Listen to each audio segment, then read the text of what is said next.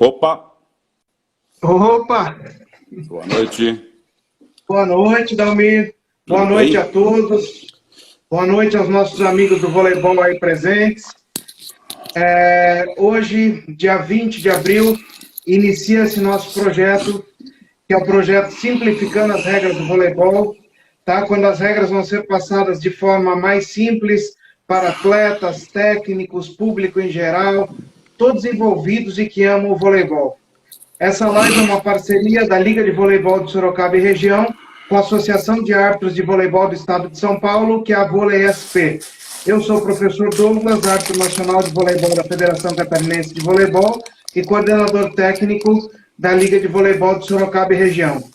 Passo agora a palavra para o nosso querido Dalmir Medeiros, para que faça a abertura oficial do projeto, tá? Nosso grande parceiro, que faz de tudo pelo bem do voleibol, e podem acreditar que isso aqui está fazendo mais bem para a gente do que para todos vocês, né, Dalmir? Nesses Com dias de cer- ociosidade, e que com nós não cer- estamos podendo fazer nada e nem estar com o voleibol. Então, boa noite, Dalmir, obrigado pela parceria, e é com você. Eu já pintei minha casa inteira já, minha filha. Brincadeira. Boa noite a todos, Douglas, Rafael. O Rafael é Falinha, já está na escuta, eu acho, né? E todos que Já. nos acompanham nessa live, onde tentaremos simplificar a regra do voleibol para atletas, árbitros, né? Também, comissão técnica e também para leigos, que às vezes lá na quadra, me xingam de palavrões, né? Manda para a mãe da gente, aquele negócio todo. Então, vamos ver se eles conseguem amenizar essas atitudes na quadra. Todos poderão acompanhar e tirar as suas dúvidas, né, durante a nossa live. E, por exemplo, hoje iniciaremos com as regras 1, 2 e 3, não é verdade? E na regra 1, até vou ler aqui, fica mais fácil para mim. Eu não solto a minha regra para nada, ela me acompanha todos os dias. Então, na regra 1, área de jogo, teremos as divisões de dimensões, superfície de jogo, linhas de demarcação na quadra, zonas e áreas, temperatura e iluminação. Já na regra 2, redes e postes. A altura da rede, estrutura da rede, faixas laterais, antenas, postes e equipamentos adicionais. Na regra 3, que é a regra final desse dia, característica da bola, uniformidade da bola e sistema de 5 bolas. Isso aí, como a gente sabe que nós temos uma hora só, e para não ficar naquele vai e vem, né, que ele fecha para o Dalmir, abre para o Rafael Lino, nós resolvemos hoje aqui fazer que o Rafael fala sobre essas 3 regras. Fica mais fácil, nós ficamos por trás aqui nos bastidores, acompanhando, se necessário for, a gente entra e fala também, não há problema nenhum. Aí o Douglas fecha, que é um trâmite de fechar e abrir, isso demanda um pouco de tempo, né? E a gente não quer evitar justamente isso. Eu não quero me prolongar muito, e só quero fazer um registro. Eu tinha aqui, cadê? Registro que hoje o Alair me passou, e deixar bem claro que aqui não existe concorrência, né? O Alair está fazendo aqui dia 24 de abril às 19 horas, e nós não estamos concorrendo com ninguém, nem nós, nem o Alair. Nós estamos aqui tentando passar o melhor para vocês da regra, de uma modalidade que a gente tanto gosta, né? Então, o Alair me passa aqui oficialmente que a segunda edição do voleibol deles, que vai passar agora análise e interpretação das regras, e dia 24, conforme eu falei na sexta-feira, né? E dia 24, às 19 horas, eu vou entrar com a parte de súmulas, que é muito importante para a arbitragem. Muitos árbitros, muitos leigos, até técnicos, jogadores, não dão tanta importância à súmula. E para nós, árbitros, a súmula é o documento mais importante do jogo de voleibol. Então, nós teremos aí 2 apontadoras de ponta, né? A Vânia Magalhães, apontadora nacional lá de Minas Gerais, a Tânia Camargo, aqui de São Paulo, e o Alair coordenando essas 2 moças aí. Eu também quero fazer a menção aqui, e tudo que elas vão falar aqui, também teve a participação nessa guia de preenchimento da súmula do Valfran, que é membro da Cobrab, que foi designado para isso, para comandar essa formação aí dessa dupla, no preenchimento da guia, preenchimento da súmula, né, como preencher a súmula. Então, também louvores ao Valfran, para que fez parte desse trabalho. E agora, meu velho, já está com vocês aí. Eu vou ficar aqui na escuta, né? Se precisar de mim, é a hora que quiser e é só chamar que eu estou junto, tá bom? Então eu passo a bola Beleza. para o Rafael aí. Outra coisa, Douglas, seria bom que você passasse também a todos. Meu telefone está meio caído, ruim, rapaz. Passasse a todos a pauta da semana, né? Então ele fica Tá, ciente, dia a dia, tal, antes de passar para o Rafael, para estar se tá. preparando lá. Então você passa a pauta antes disso aí, por favor. Tá bom? Perfeito. Eu coloco no Instagram. Assim que acabar, eu coloco no Instagram. Legal. Sorte para nós. Vamos Eu lá. monto aqui e coloco. Isso Tá aí. bom? Bom Alô? trabalho.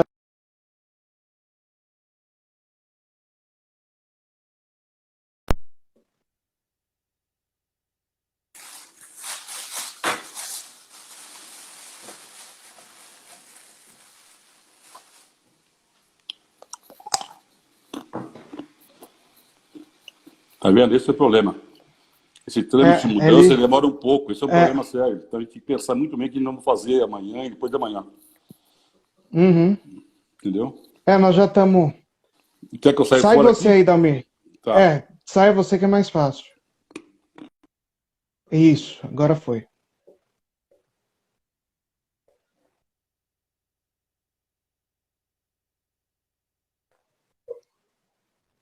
Tá saindo o Dalmir aí?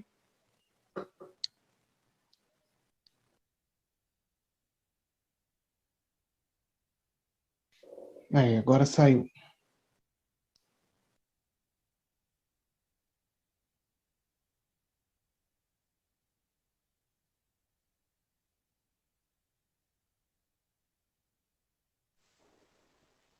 Boa noite. Boa noite, Rafael. Esse agora que está conosco, que vai passar as regras 1, 2 e 3 hoje, e também é idealizador desse projeto, junto comigo e com o Dalmir, é o nosso querido árbitro internacional Rafael Lino, foi oficializado árbitro internacional há um mês atrás, tem uma carreira muito promissora no voleibol, está se destacando no nosso cenário do voleibol, tá? Te agradeço, Rafa, por estar com a gente, por compartilhar seus conhecimentos, você como um grande estudioso aí das regras do voleibol, do nosso voleibol. As perguntas eu peço que vocês vão enviando aqui, eu vou anotando e passo para o Rafael. Se não der para responder todas hoje, tem algumas perguntas que não aparecem para mim aqui e nem ficam registradas depois na gravação, né, que fica 24 horas disponível. E algumas perguntas não aparecem. Então, se alguém tiver alguma dúvida e eu não conseguir passar para o Rafael aqui agora, só referente às regras 1, 2 e 3, manda a dúvida no direct, eu vou anotar e amanhã, nos primeiros 10 minutos da aula, o Rafael vai responder essas dúvidas, tá? Mais ou menos 1 hora e meia que acabar a aula do Rafael, nós teremos um quiz no History, aqui do Instagram, na página da Liga, mesmo com 5 questões sobre a aula de hoje do Rafael para vocês responderem. Tá? Então agora eu passo a palavra para o Rafael, peço que você se apresente, fale um pouquinho de você, um pouquinho da sua história no voleibol, para que possamos dar início. Obrigado, Rafael, é com você. Por nada. Obrigado você, Douglas. Na verdade, eu queria agradecer a você pela ideia, né, o Dalmir pela possibilidade e, bom, não sei se todos que estão na live me conhecem, mas, na verdade, eu sou advogado, faço parte de Tribunal de Justiça Desportiva da Federação Paulista de Voleibol. Fui membro do Ministério Público do Estado de São Paulo antes de ser advogado, né? E hoje a minha carreira começou lá em 2002, vim galgando, na verdade, o meu espaço, concorri, vamos dizer assim, vamos dizer dessa forma, com bastante árbitros importantes, meus contemporâneos, que é o André Luiz, Calado, os quais eu faço questão de fazer menção aqui. E hoje chegamos a internacional, todos nós três, na verdade, né? Sintetizando, seria isso, né?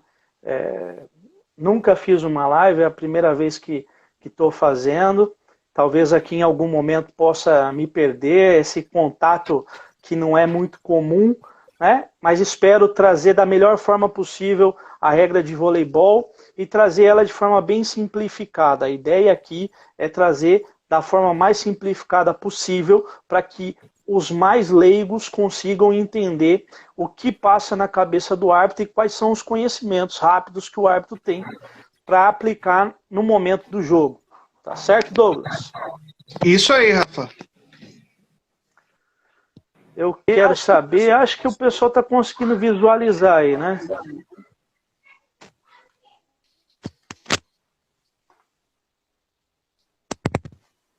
Ouvindo? Não, estava cortado aí o áudio. Agora voltou normal.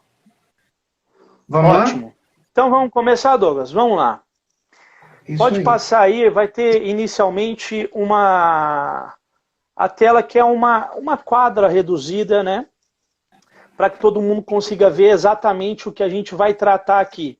Que são as áreas, né, do jogo inicialmente. Pode passar, Douglas. Passa todo, na verdade, na sequência, nós temos aí vários diagramas que também tem lá no final da regra. Quem não tiver, até isso acabei de mencionar inicialmente, acabei esquecendo de mencionar, a regra de voleibol ela está disponível para quem precisar, para quem tiver o interesse em tê-la em mãos, para acompanhar o nosso bate-papo aqui. Ela está disponível no site da CBV, em português ou em inglês, quem tiver também interesse, no site da Federação Internacional.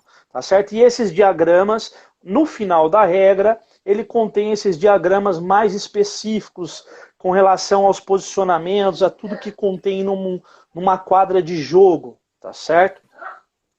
Então, o primeiro passo da regra é exatamente a área de jogo.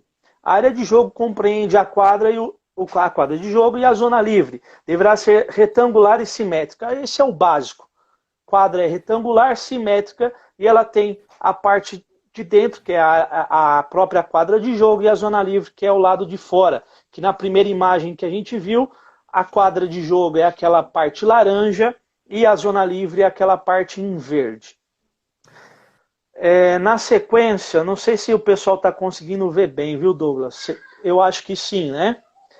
Dimensões da quadra. A quadra de jogo é retangular, 18 por 9. Isso é o mais importante para que todos saibam. A quadra tem 18 metros por 9 e 3 metros de largura em todos os lados na zona livre. Então, esse é o básico para uma quadra, uma área de jogo, tá certo? O espaço livre de jogo é o espaço sobre a área de jogo desprovido de qualquer obstáculo. O espaço livre de jogo deve medir no mínimo 7 metros a partir da superfície do jogo. Ou seja, do chão até o teto, uma quadra de jogo tem que ter no mínimo 7 metros, medindo do chão até o primeiro obstáculo do teto, tá certo? Para a Federação Internacional, para aqueles jogos mundiais e jogos da Federação Internacional, isso altera um pouco. Nós vamos ter o espaço da zona livre nas linhas laterais, medindo das linhas laterais, vamos assim dizer, de no mínimo 5 metros, e nas linhas de fundo 6,5 metros.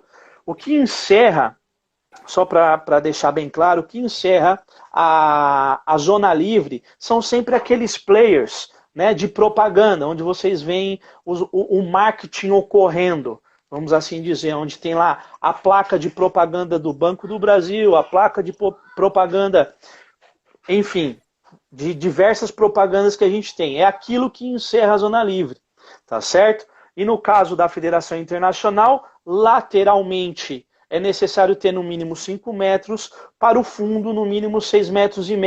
E medindo do chão até o teto, até o primeiro obstáculo do teto, 12,5 metros. Acho que aqui a gente consegue compreender bem. Quadra de jogo em laranja, zona livre em verde. Lateralmente a gente tem a distância e para o fundo também a gente tem essa distância mínima para os players de propaganda, como a gente está vendo. Seguindo, Douglas. Superfície de jogo. Superfície, ou seja, o piso de jogo, tá certo? Plano, horizontal e uniforme. Não deve apresentar perigo de lesão. É proibido jogar sobre uma superfície rugosa ou escorregadia. Aqui, só para fazer um parênteses, é por isso que o árbitro, obrigatoriamente, quando é chamado a sua atenção para o piso estar molhado, o atleta faz aquele gesto natural de levantar as mãos, chamando a atenção para que o piso está molhado. É por isso que o árbitro é obrigado, tá certo, a conceder a oportunidade para que seja feita a limpeza do piso, para que não fique o piso escorregadio. Então não é uma benevolência, não é o árbitro que tem que tentar auxiliar. É obrigação do árbitro manter aquele local seguro para a prática do jogo. Nas competições internacionais da Federação Internacional, só é permitida a utilização de quadra com piso sintético ou de madeira. Madeira hoje não vejo mais na Federação Internacional, nem aqui mesmo no nosso Brasil, no alto nível, né? Na CBV não se utiliza mais o piso propriamente da quadra que está. É sempre colocado aquele piso que é o play piso, né?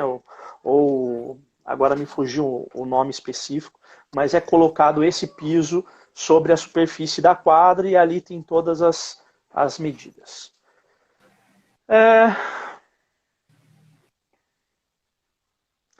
Tá certo. Em quadras cobertas, a superfície da área de jogo deve possuir cores claras. Por isso aqui eu vou só dar uma dica. Eu sei que devem ter bastante técnicos de equipes menores, bastante técnicos que trabalham em prefeitura. Isso é um dado importante. Toda vez que você tiver a oportunidade, que for feita a pintura da quadra que você joga, que você treina, peça para que seja feita a delimitação da quadra de voleibol com linhas brancas. Isso facilita demais para a arbitragem, isso facilita demais para a prática do jogo. Por isso que fala aqui linhas claras, mas o ideal é que sejam brancas, claras, o mais claro possível, para que todo mundo tenha uma boa visão do que está ocorrendo no jogo, certo? No caso das competições internacionais, existe uma transposição de cores, como vocês viram lá. A quadra é laranja, as linhas são brancas, a zona livre verde. Pode passar, Douglas.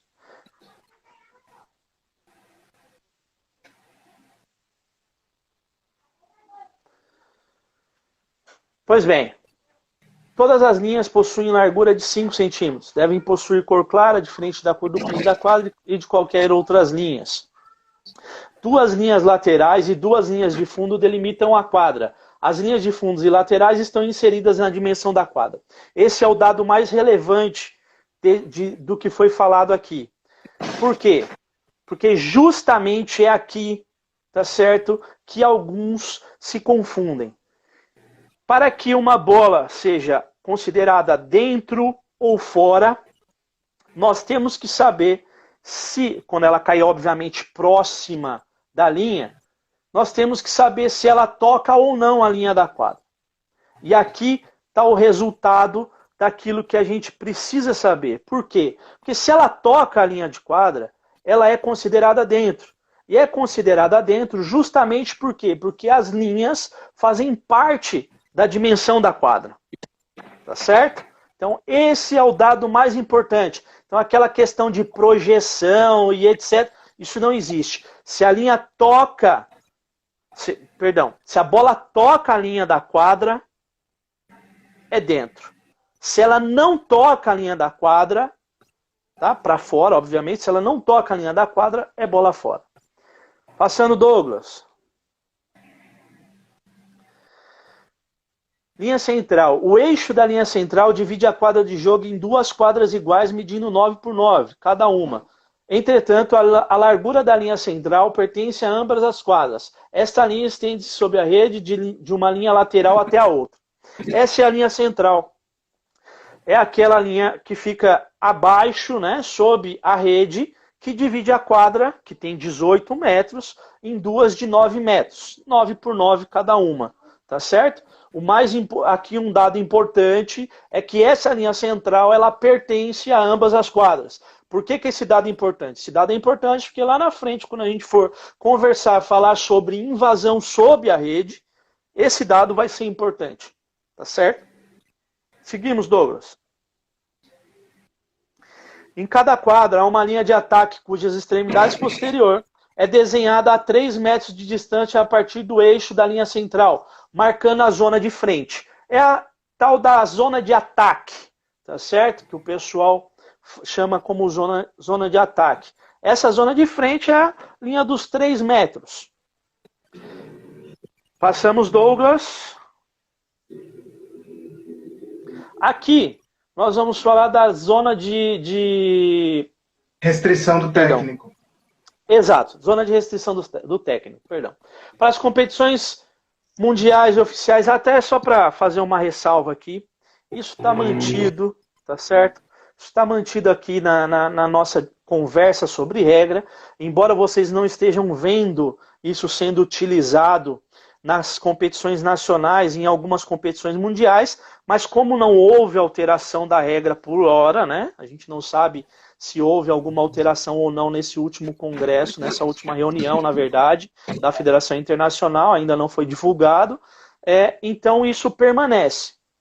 Mas existe um outro dado aqui que é a extensão da linha de zona de ataque. Então, para as competições mundiais e da FIVB, a linha de ataque é estendida além das linhas laterais pela adição de pequenas linhas pontilhadas de 15 centímetros com 5 centímetros de larguras, traçadas com um espaço de 20 centímetros entre elas, totalizando um comprimento de 1,75 metros. Esse é aquele espaçamento que na zona de frente ele continua fora da quadra. E ele é importante para que o árbitro tenha uma visão completa, e o atleta também, quando está jogando, para que tenha uma visão completa se ele está ou não entrando na zona de frente para executar um ataque com a bola acima do bordo superior da rede. Tá certo?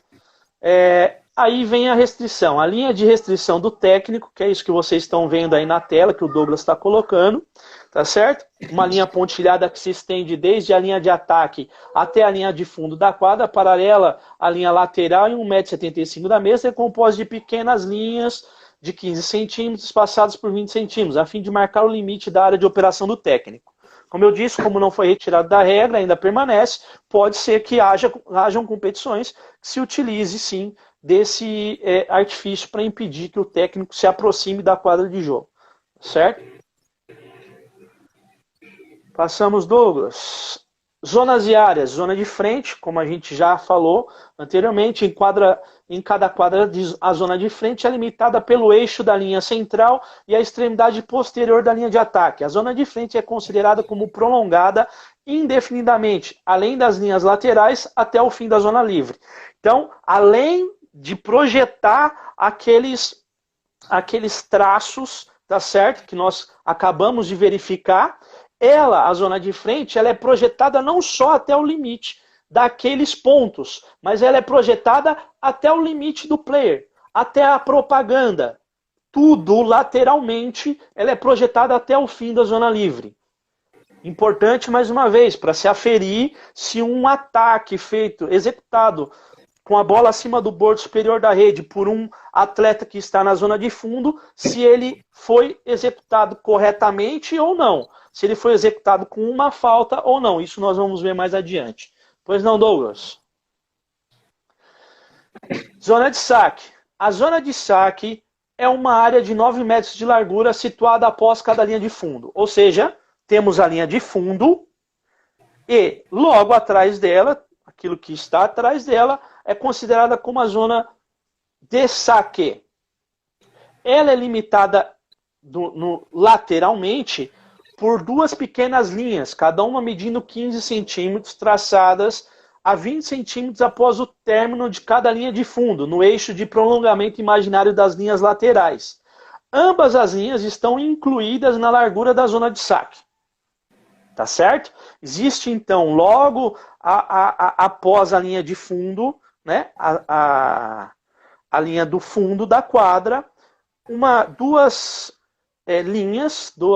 pequenas linhas, vamos assim dizer, como está na regra, que delimitam ali até o limite, ou seja, delimitam até onde o atleta pode se locomover lateralmente, vamos assim dizer, quando executa o saque.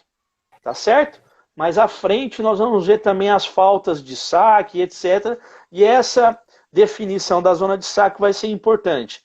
Na profundidade, a zona de saque estende-se até o final da zona livre. Ou seja, o atleta pode recuar para executar o saque, ou seja, ir mais para trás até o limite do player. Ele não pode afastar o player, sair do player, afastar e ir mais para trás. Ele tem um limite. O limite é o player de propaganda. Seguimos, Douglas? Tá aí. Zona de substituição. A zona de substituição é delimitada pelo prolongamento imaginário de ambas as linhas de ataque até a mesa do apontador. Então, aquelas linhas tracejadas, elas vão até a mesa do apontador, vamos assim dizer, tá certo?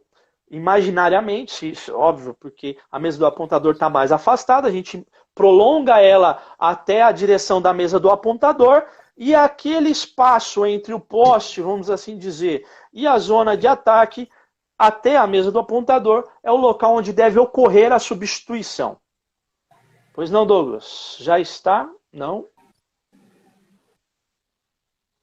Zona de troca do líbero. A zona de troca do líbero é a parte da zona livre no lado do banco das equipes, limitada pela extensão da linha de ataque até a linha de fundo.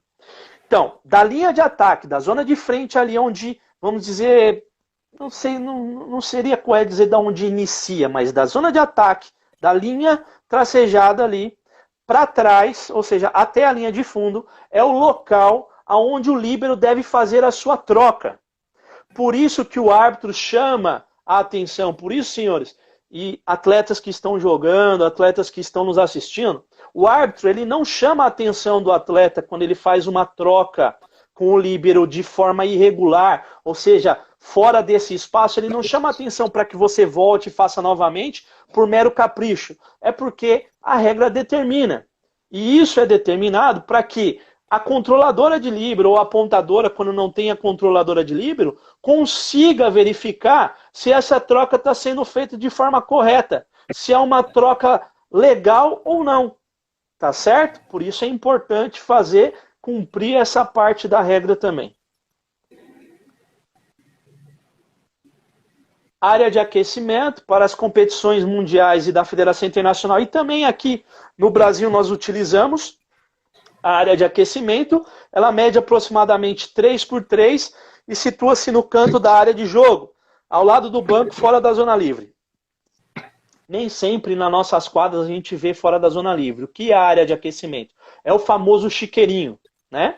Conhecido como chiqueirinho, lá no fundo das quadras, onde os atletas ficam fazendo alongamento, ficam ali se aquecendo, tá certo? Nem sempre é feito fora da zona livre, muito pelo contrário. Aqui no Brasil são poucos os ginásios que comportam que seja feita essa área, vamos assim dizer, fora da zona livre. Então, a maior parte está dentro da zona livre ali mesmo, e é condição do segundo árbitro tentar controlar para que os atletas não saiam desse recinto. Por isso, atletas que estão nos ouvindo, técnicos, colaborem, peçam para que os atletas fiquem lá no local. Passando, Douglas. Área de penalidade. As áreas de penalidade medem aproximadamente 1 metro por 1 metro, são equipadas com 2 cadeiras cada, localizando-se dentro da área de controle após o prolongamento de cada linha de fundo. São delimitadas por uma linha vermelha de 5 centímetros de largura. É aquele...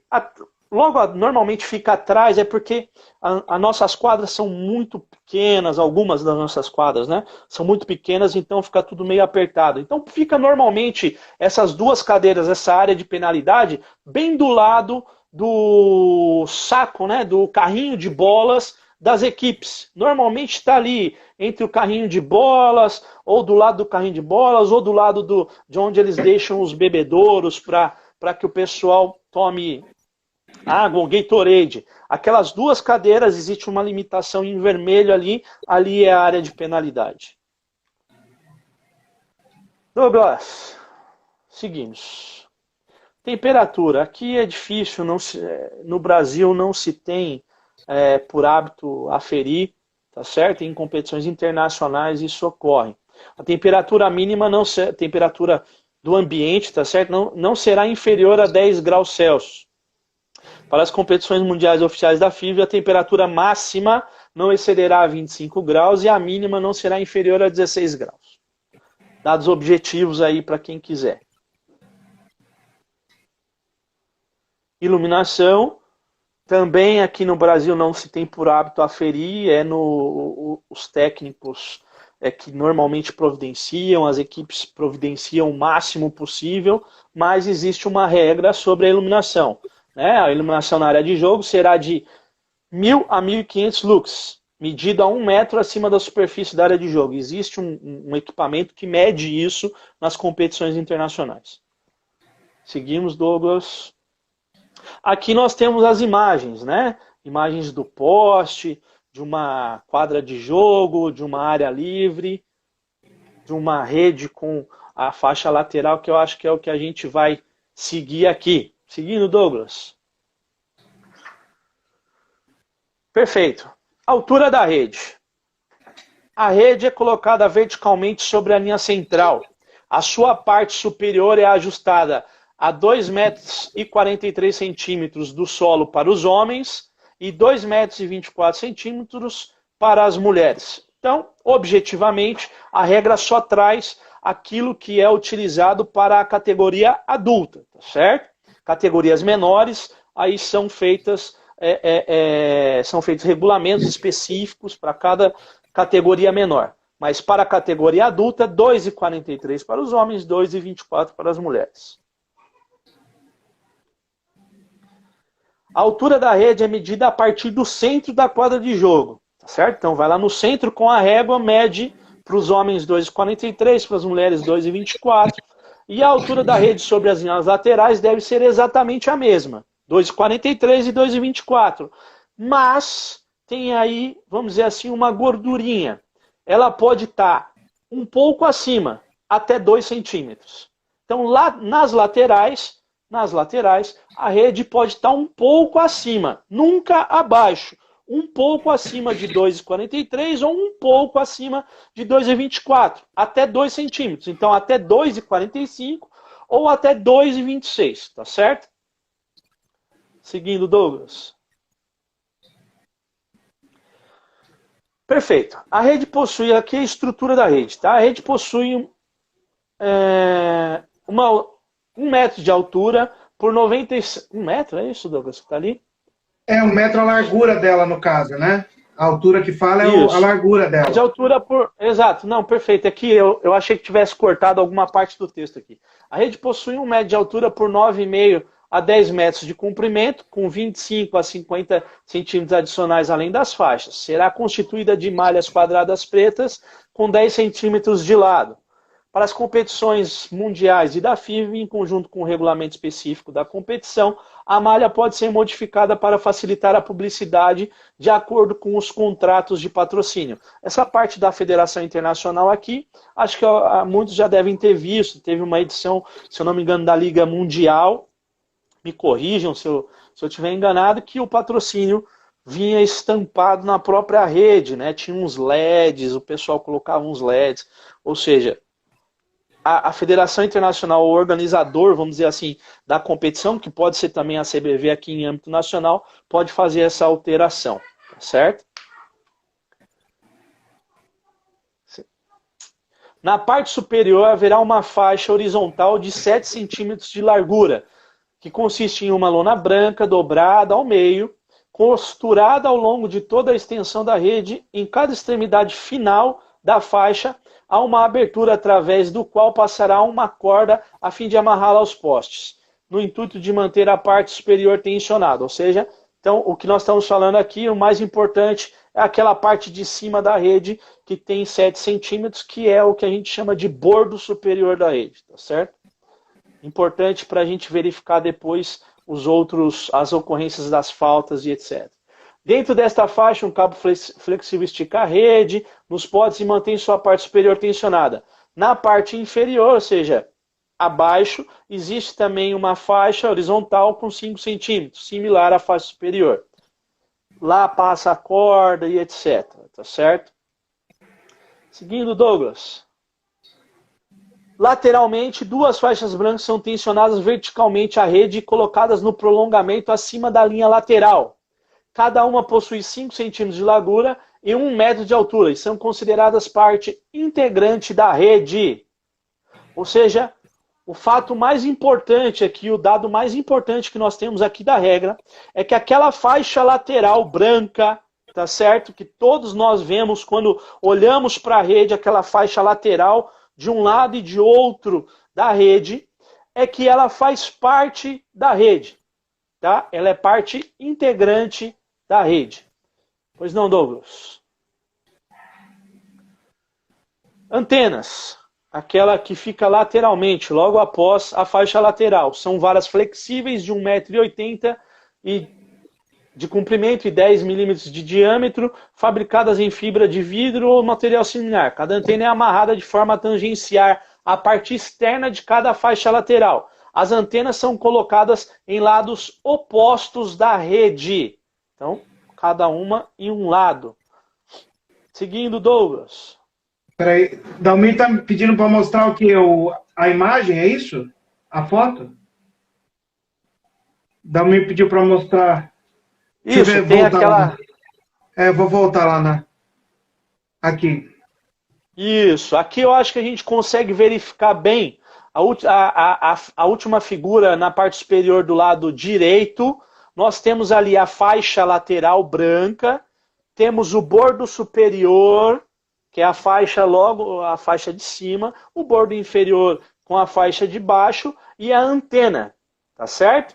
Então, a faixa lateral, como a gente disse, o dado mais importante, que ela faz parte da rede. Para sintetizar, para deixar mais claro, se a bola toca a faixa lateral, a bola está em jogo. Ou seja, esse é o dado importante. Ela não está fora de jogo quando ela toca essa borda lateral, ela está em jogo. Ela só está fora de jogo quando ela toca a antena. Certo, Douglas? Perfeito. Postes, né? Isso. A parte superior, eu acho que na verdade está um pouquinho... Aqui, né? Acho que é aqui que você falou, né? Isso. É. Acho que foi aí. A parte superior de cada antena estende-se além do bordo superior da rede 80 centímetros. E é marcada com listras de 10 centímetros em cores contrastantes, com preferência para vermelho e branco. As antenas são consideradas parte integrante da rede e delimitam os limites laterais do espaço de cruzamento. Só uma dica aqui para os professores que estão nos ouvindo e costumam, né, montar suas quadras. Por gentileza, mantenha sempre a ponta da antena vermelha para cima, lá na ponta superior. Porque vocês vão ver que a antena ela inicia com a ponta branca e termina com a ponta vermelha. Por quê? Porque isso facilita no momento de atuação da arbitragem. E nós, árbitros, que estamos atuando também, devemos, quando chegamos na quadra, verificar se está tudo correto, dentre uma das coisas, ver se a antena está corretamente fixada na rede com essa ponta vermelha para cima. Seguindo, Douglas.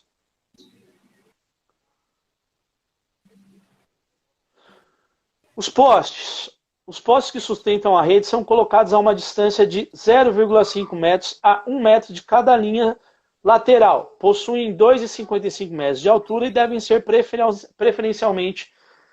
preferivelmente ajustáveis. Nas competições mundiais e da Federação Internacional, os postes que sustentam a rede são localizados a uma distância de 1 metro das linhas laterais e devem estar com um protetor, aquele protetor azul que a gente vê nos jogos da Federação Internacional, tá certo? Só fazer um rápido adendo aqui, Douglas, não sei quanto tempo a gente tem ainda, acho que 20 minutos é isso, pelo que eu pude ver. 21. Tá. Vou ser bem rápido aqui. Essa é uma parte bem objetiva da regra, não tem muita discussão, não tem muito o que se colocar. São dados bem objetivos e que a gente está tentando trazer de forma bem rápida para que não fique uma coisa muito, muito chata, muito maçante, tá certo? Então a nossa tentativa inicial é essa, trazer isso de forma objetiva como ela é. Isso é de fácil entendimento, simples e claro, tá certo? Seguindo então, os postes são redondos e polidos, fixados ao solo sem cabos. Não haverá qualquer dispositivo que apresente perigo ou obstáculo, tá certo? Então, aquela fase onde o pessoal amarrava o poste e prendia atrás lá na arquibancada, isso não pode acontecer, não pode ser permitido. O poste tem que estar fixado no chão, né? E só, não pode ter nada amarrando ou prendendo ele para não colocar em risco as pessoas que estão trabalhando e praticando o esporte. Equipamentos adicionais, qualquer equipamento adicional, só com previsto em regulamento ou permitido para quem organiza a competição. Seguindo, Douglas, aqui está uma explanação clara, tá certo? Do que é uma rede com os postes, toda a estrutura da rede, vamos assim dizer. Né? A altura da rede para o masculino e para o feminino, as dimensões da faixa superior, ou seja, do bordo superior da rede, do bordo inferior da rede, as cordas, a antena, a altura que fica para cima da antena, enfim, tem tudo que a gente poderia aferir. Na sequência, temos aí os árbitros, né? Mostrando como os árbitros aferem, vamos assim dizer, a altura da rede. Do lado direito ali, 2 árbitros, me parece árbitros internacionais, se eu não estiver enganado, em alguma competição internacional antiga. E olha, esse do lado direito tá parecendo o Paredes, viu? Parece ele, com esse bigode aí. Aí estão aferindo a rede, e do lado esquerdo teríamos ali um árbitro com a cadeira, o poste, com o protetor de poste, etc. Passamos agora às bolas. Bola aí, hein, ô Douglas? Tem bola antiga aí, hein? Você viu? Essa MC aí, VIP 300, eu nunca tinha visto. Eu acho que foi da Olimpíada de 90. Eu acho que foi da Olimpíada de 96, Rafa. Não, realmente não é da minha época, tá? Aí acho agora, que 2000 já entrou a número 2. Isso, a partir da número 2, sim. Aí sim. Vamos lá. Seguindo então, Douglas. Bola.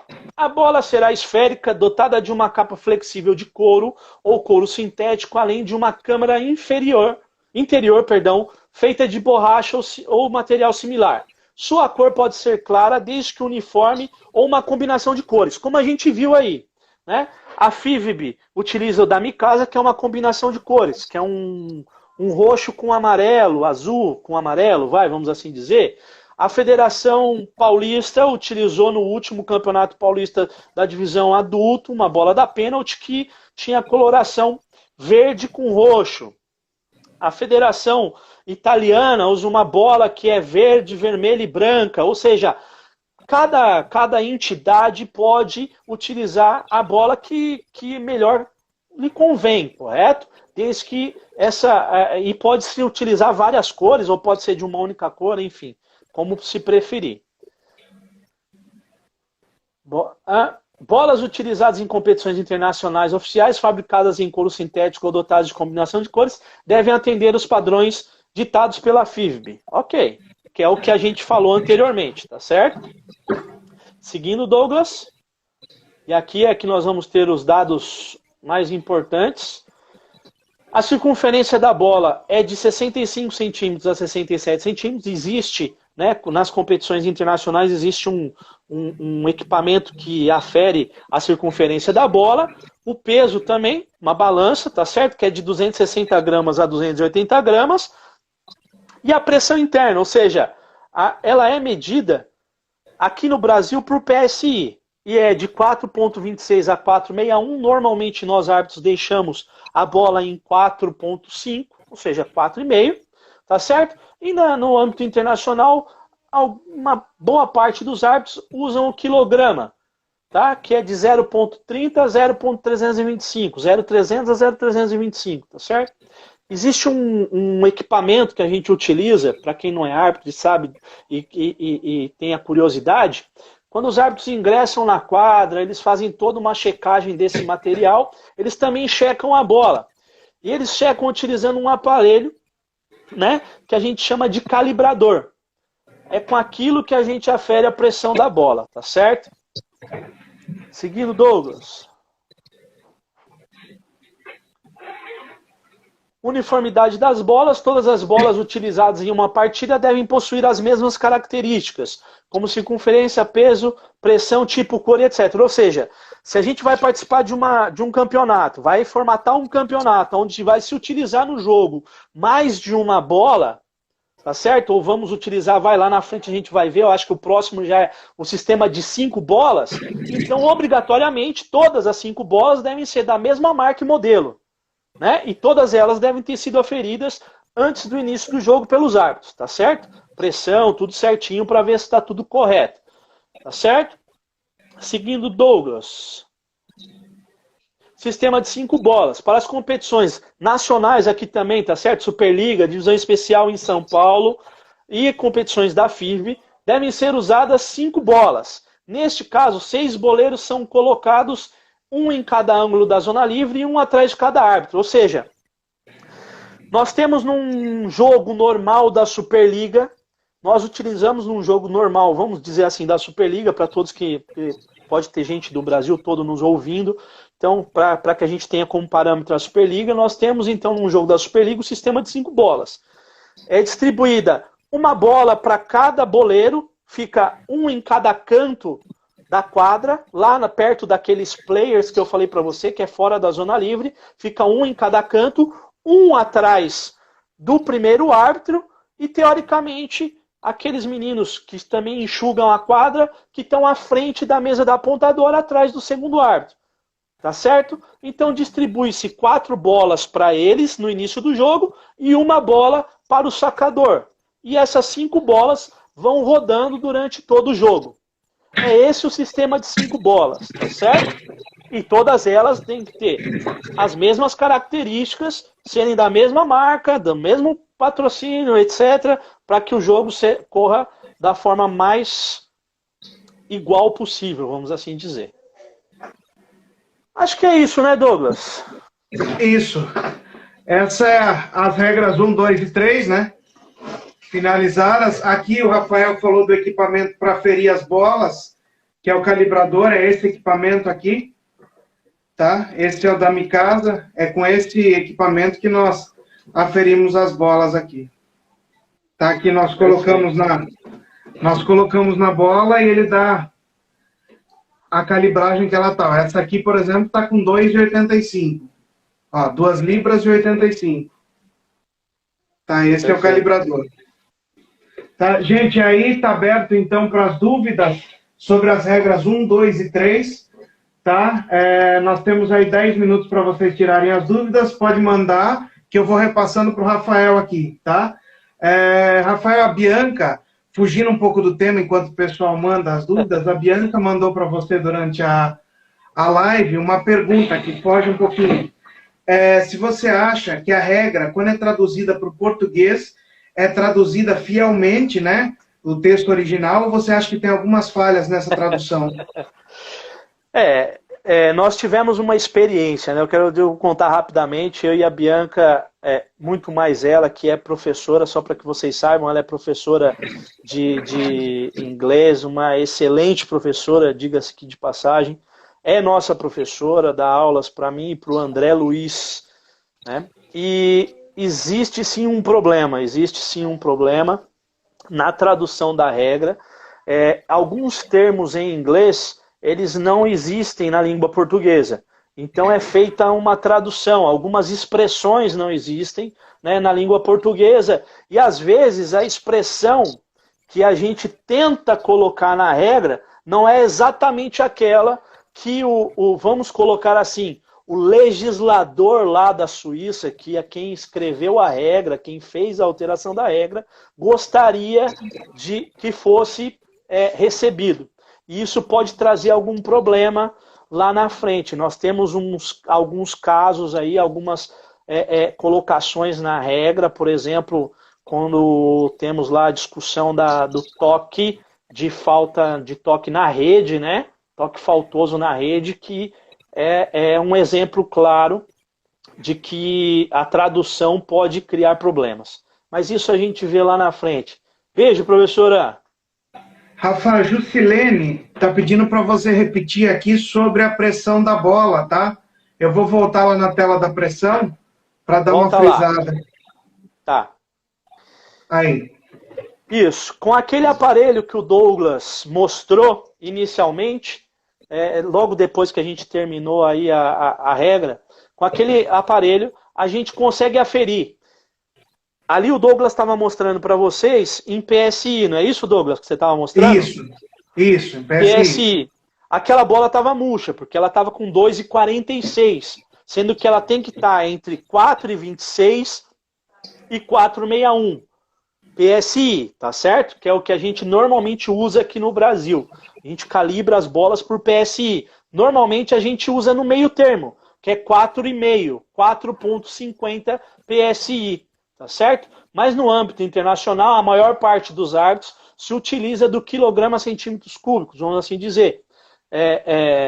Centímetro ao quadrado, enfim, quilogramas que a gente fala, que é de 0,300 a 0,325. Se a gente fosse fazer uma média, utilizaria no 0,315, enfim, tá certo? Mas qualquer pressão entre 0,300 e 0,325 kg e 4,26 e 4,61 PSI, tá correto, o jogo pode seguir.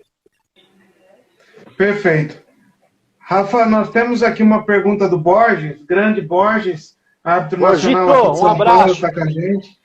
Grande Borges. Ele pergunta, o técnico pode acompanhar a substituição dentro da zona de substituição para orientar?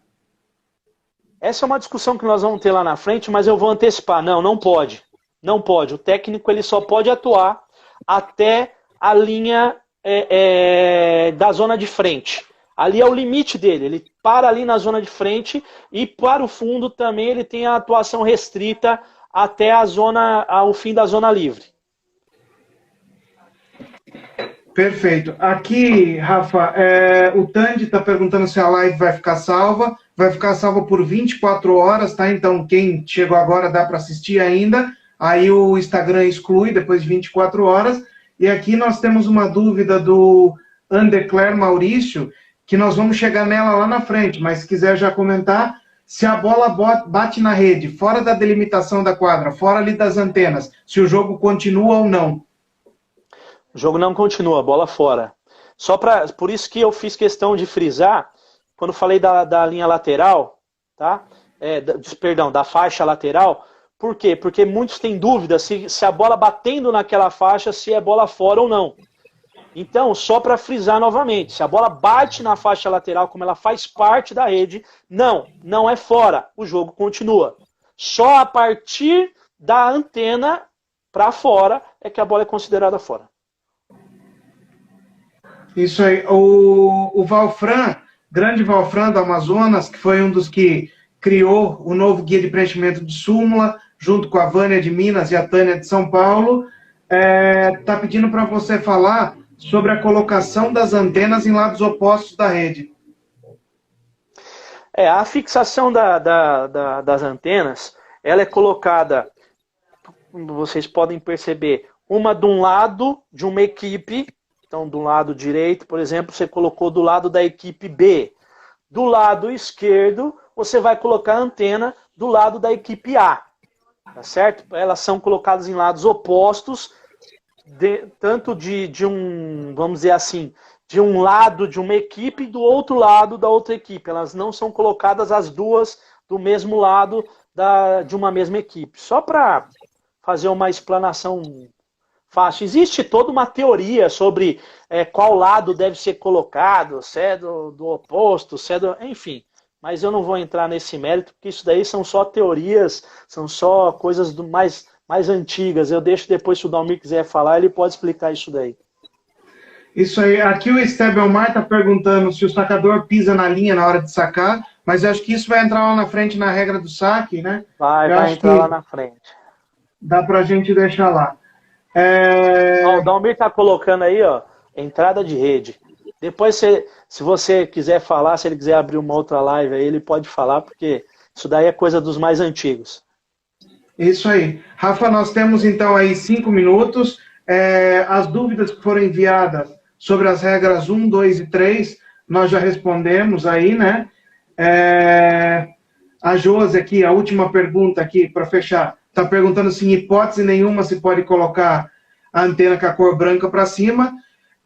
Então, Rafa, eu mais uma vez te agradeço, foi fantástico, muita gente elogiando, agradeço a todos que estiveram presentes com a gente, esperamos vocês até o final da semana, vai até sábado, todo dia, às 22 horas, tá? Nós teremos no sábado, antes da nossa última aula, uma live com o árbitro Marcos Sérgio Braga, árbitro internacional de vôlei de praia, um grande árbitro no cenário mundial do vôlei de praia, que vai estar falando sobre o papel do comentarista de arbitragem nas transmissões do voleibol e uma abordagem geral sobre o vôlei de praia. Grande Marquinho, que está aí com a gente, vai estar presente no sábado às 20h30, antes da nossa última aula aí para fechar com chave de ouro. Nós teremos a participação durante a semana também do Gediel e do Gustavo Costa, árbitros internacionais de São Paulo, que vão estar interagindo conosco aqui. Tá? Então eu deixo para o Rafael responder essa pergunta da Josi, e quem tiver mais alguma pergunta, por favor, manda no direct, que nós respondemos no começo da aula amanhã, só referente às regras 1, 2 e 3. Tá? Se pisar na linha da área de sacar, sacar fora da área de saque, tudo isso nós vamos falar na regra que fala do saque. Tá, então, Rafa, te agradeço, deixo você para as considerações finais. Dalmir, quer falar alguma coisa ou não? Pode falar, Rafa. Josi, na verdade, não. A gente não deve permitir, tá certo? Vocês viram que a regra não fala nada sobre isso, mas num jogo oficial, tá certo? Num jogo oficial, não se deve permitir. Por quê? Porque atrapalha. É muito mais fácil para o árbitro, é muito mais fácil para todos que estão assistindo, inclusive para os atletas e para os técnicos, comissão técnica, verificar se uma bola teve a sua trajetória regular ou não, se ocorreu alguma falta, quando você tem essa sinalização vermelha para cima da antena, tá certo? Douglas, no mais aí, eu queria agradecer, dizer que no início aqui eu estava um pouco nervoso, confesso que sim, porque não é comum, não é hábito fazer isso. Na verdade, como eu disse, é a primeira vez que eu faço. Então, até a gente acostumar com isso, né, leva um pouco de tempo. Dizer que você é um cara brilhante, que você luta pelo voleibol como ninguém, e por isso a gente topa sempre participar de tudo que você faz aí, mesmo que seja uma loucura, uma insanidade, a gente topa sempre, tá certo? Agradecer a todos e deixar mais uma vez claro, essa é uma parte chata da regra, de verdade é chato, mas tem contexto, como é que eu posso dizer? Tem alguns dados, vamos assim dizer, importantíssimos para que lá na frente, como fez a pergunta, se pisar na linha, etc., para que lá na frente a gente possa saber, ter a definição correta do que é uma falta e do que não é uma falta. Por isso que existem essas definições anteriores, que são maçantes, são objetivas, mas que todo árbitro, todo praticante do esporte, todo amante do voleibol tem que conhecer. Tem que conhecer para saber, poxa, o árbitro apitou aquela falta, por quê? Porque ocorreu tal coisa e lá na regra está dizendo que isso é falta, porque antes disso já diz, por exemplo, no caso da falta do saque, já diz que a linha faz parte da quadra de jogo. Então eu não posso tocá-la para executar o saque. Então todas essas definições são importantes por isso. 20 certo, segundos. Douglas? Sem mais. Eu agradeço, um abraço a todos e me desculpa se eu me enrolei em algum momento aí. Vou melhorar para amanhã. Foi ótimo, Rafa. Foi muito bom. Parabéns e Parabéns até amanhã.